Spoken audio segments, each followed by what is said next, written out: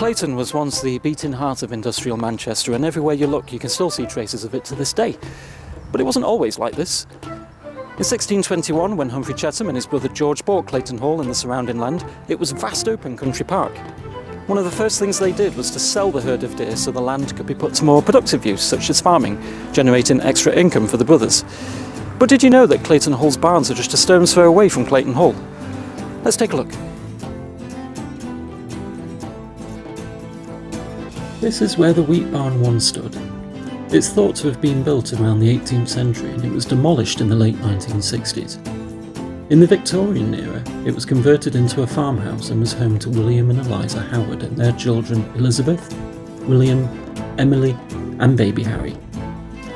These photos were kindly provided by the Howard's descendants who recently visited Clayton Hall on one of our open days.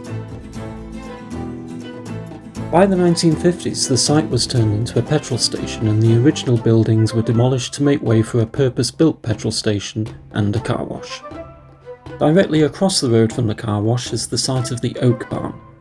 This was a crook frame barn and was demolished around 1877, and later the site was used for terrace housing on Eccleshall Street.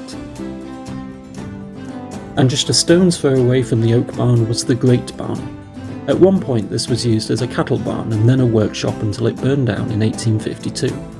This site was later used for housing and it became John William Street. Today the area is due to undergo yet more change, but that's another chapter yet to be written in Clayton's long and fascinating history.